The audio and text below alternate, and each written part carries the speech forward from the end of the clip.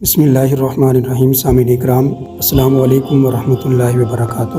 سامعین اکرام، ہم نے پہلے قربانی کے فضائل کے متعلق گفتگو کی، اس سے پہلے حج کے متعلق حج کے فضائل کے بارے گفتگو کی، اور اب ہم قربانی کے متعلق اہم مسائل کو ذکر کریں گے اس ویڈیو کے اندر، تاکہ ہمارے ہر مسلمان تک قربانی اچھے طریقے سے اور جائز طریقے سے کرنے کا طریقہ معلوم ہو جائے۔ سب سے پہلے یہ کہ قربانی کس شخص پر واجب ہے۔ قربانی اس شخص پر واجب ہے جس پر صدقہ فطر واجب ہے، اس پر قربانی بھی واجب ہے۔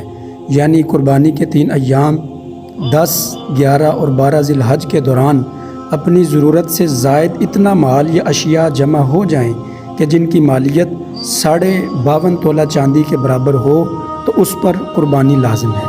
مثلاً رہائشی مکان کے علاوہ کوئی مکان ہو، خواہ تجارت کے لیے ہو یا نہ ہو۔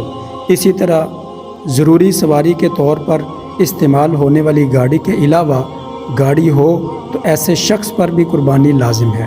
نمبر 1، مسافر پر قربانی واجب نہیں۔ نمبر 2، قربانی کا وقت 10 ذی الحج سے لے کر 12 ذی الحج کی شام تک ہے۔ 12 ذی الحج کا سورج غروب ہو جانے کے بعد قربانی درست نہیں ہے۔ نمبر 3، اگر مسافر مالدار ہو اور کسی جگہ پر 15 دن کے قیام کی نیت کرے یا 12 ذی الحج کا سورج غروب ہونے سے پہلے اگر گھر پہنچ جائے یا کسی نادار آدمی کے پاس 12 ذی الحج کو غروب شمس سے پہلے اتنا مال آ جائے کہ صاحب نصاب ہو جائے تو ان تمام صورتوں میں اس پر قربانی واجب ہو جاتی ہے۔ اگر مسافر مالدار ہو، دوران سفر قربانی کے لیے رقم بھی ہو اور وہ 15 دن سے کم عرصہ کے لیے رہائش پذیر ہونے کے باوجود بآسانی قربانی کر سکتا ہو تو قربانی کر لینا اس مسافر کے لیے بہتر ہے۔ نمبر 4، قربانی کا جانور اپنے ہاتھ سے ذبح کرنا زیادہ اچھا ہے۔ اگر خود ذبح نہ کر سکتا ہو تو کسی اور سے بھی ذبح کروا سکتا ہے۔ یعنی بعض لوگ قصاب سے ذبح کرواتے وقت ابتداً خود بھی چھری پر ہاتھ رکھ لیا کرتے ہیں۔ ایسے لوگوں کے لیے یہ ضروری ہے کہ قصاب اور قربانی والے دونوں مستقل طور پر تکبیریں پڑھیں۔ اگر دونوں میں سے ایک نے تکبیر نہ پڑھی تو قربانی صحیح نہیں ہوگی۔ اور قربانی کا جانور ذبح کرتے وقت زبان سے نیت پڑھنا ضروری نہیں، اگر دل میں بھی نیت پڑھ لے تو اس کی قربانی جائز ہوگی۔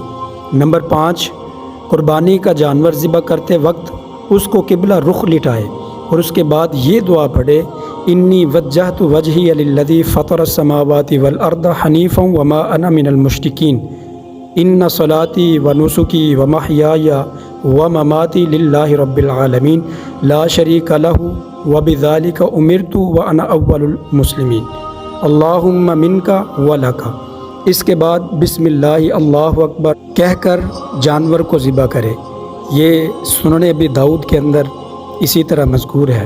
اور ذبح کرنے کے بعد یہ دعا پڑھے، اللہم تقبلہ منی کما تقبلت من حبیبک محمد وخلیلک ابراہیم علیہ السلام۔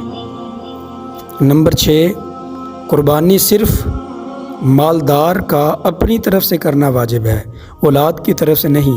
اولاد چاہے بالغ ہو یا نابالغ ہو، مالدار ہو یا غیر مالدار ہو، ان تمام کی طرف سے قربانی کرنا اس شخص پر واجب نہیں ہے۔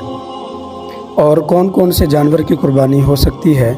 اونٹ، اونٹنی، بکرا، بکری، بھیڑ، دمبا، گائے، بیل، بھینس، بھینسا۔ اور بکرا، بکری، بھیڑ اور دمبا کے علاوہ باقی جانوروں میں 7 آدمی شریک ہو سکتے ہیں، بشرطے کہ کسی شریک کا حصہ 7ویں حصے سے کم نہ ہو، اور سب قربانی کی نیت سے شریک ہوں یا عقیقہ کی نیت سے، صرف گوشت کی نیت سے شریک نہ ہوں۔ اگر کسی ایک شخص کی بھی گوشت کی نیت ہوئی، قربانی کی نیت نہ ہوئی تو کسی کی بھی قربانی قبول نہیں ہوگی۔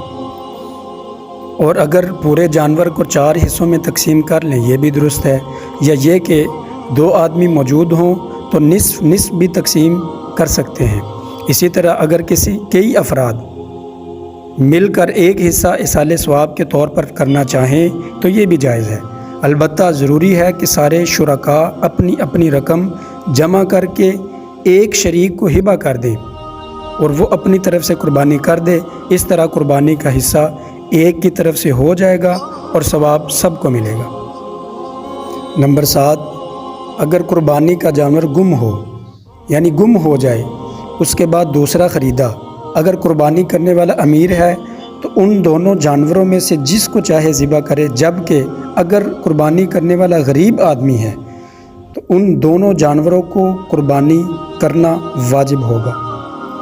اس کی تفصیل اس طرح سمجھیں کہ امیر آدمی پر نصاب کی وجہ سے قربانی واجب تھی، اس نے وہ ادا کر دی، اس کے حق میں جانور متعین نہیں تھا، اسے اختیار ہے کہ جس جانور کو چاہے ذبح کر دے، جبکہ غریب آدمی پر قربانی لازم نہیں تھی۔ غریب نے از خود جانور خرید کر اپنے اوپر قربانی کو لازم کر لیا، اور جو جانور اس نے خریدا وہ بھی متعین ہو گیا۔ اب پہلا جانور جو غریب کے حق میں قربانی کے نام سے متعین ہو چکا، اگر وہ گم ہو جائے تو اس کے بدلے میں دوسری قربانی لازم نہیں تھی۔ اس کے باوجود غریب نے دوسرا جانور خرید کر اپنے اوپر قربانی لازم کر لی، اس بنا پر فقیر آدمی پر دوسری قربانی بھی لازم ہوئی، لہٰذا غریب آدمی دونوں جانوروں کو قربانی کرے گا، بخلاف مالدار کے کہ اس پر صرف قربانی لازم ہے، جانور کو متعین کرنا نہیں۔ دونوں جانوروں میں سے کسی ایک کی قربانی کر دے تو اس کے لیے کافی ہو۔ تو گوشت کس طرح تقسیم کریں؟ اگر قربانی کے جانور میں کئی شرکاء ہیں تو گوشت وزن کر کے تقسیم کریں، اور قربانی کس جانور کی ہو سکتی ہے، کتنی عمر کا ہو، تو اس میں بھیڑ بکری جب 1 سال کی ہو جائے، گائے بھینس 2 سال کی اور اونٹ 5 سال کا ہو تو اس کی قربانی جائز ہے۔ اگر اس سے کم ہے تو اس کی قربانی جائز نہیں ہے۔ ہاں، دمبا اور بھیڑ اگر اتنا موٹا تازہ ہو کہ سال بھر کا معلوم ہو تو اس کی قربانی بھی جائز ہے۔ تو اس لیے ہمیں قربانی کرتے وقت ان تمام چیزوں کو مد نظر رکھنا چاہیے تاکہ ہماری قربانی اللہ کی بارگاہ میں صحیح طریقے سے قبول ہو جائے۔ وما علیہ الا البلاغ المبین۔